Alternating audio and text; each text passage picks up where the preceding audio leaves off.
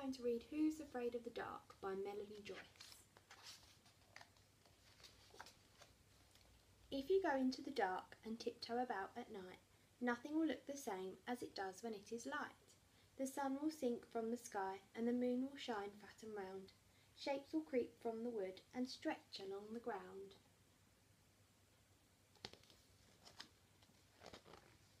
But there's no need to worry or for you to be afraid. The shapes are only shadows that the branches of trees have made. It's true, the dark is full of things that creak and crack and moan, things that jump, things that go bump, and things that grumble and groan. But you'll find it's just the badger, munching on a midnight snack, shuffling over twigs and sticks along the forest track. Perhaps he'll stop for a chat or play a game or two. Then he'll be on his way, wave goodbye and say thank you.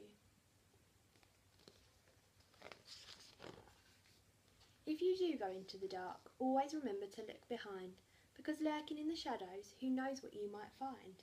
Bats could fly out of the trees and get tangled in your hair, and suddenly you'll hear a snap and ask, is anybody there?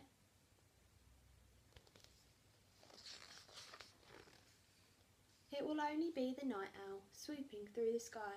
Hoo-hoo, he'll say to you as he goes flying by. The fluffy owlets in the nest might sing a song for you. They'll flap their little wings and go to-whit, to-whit, to-woo. But are there really monsters hiding in places you can't see? And do you think to yourself, are they following me? Don't worry, it's only the hedgehog shuffling by the wall, making their way back to their house, and not monsters after all.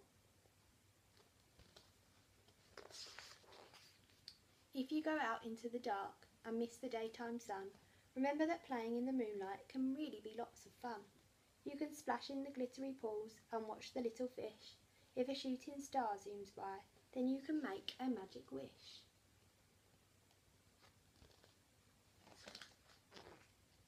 When you hear a scritch and scratch or maybe a distant howl, it will only be a guard dog or maybe a kitty on the prowl.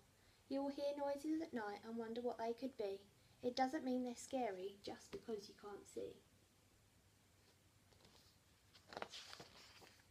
So if you're afraid of the dark and think you should beware, remember that you're not alone and someone will always be there. You'll get a hug and a kiss and maybe a story too. Then you'll yawn and know that it is really bedtime for you. You'll just curl up safe and warm in the glow of the light and think of all the things that you saw in the night. You might hear a snap, a hoot, a crack or a bark, but you'll know just what it is and won't be afraid of the dark.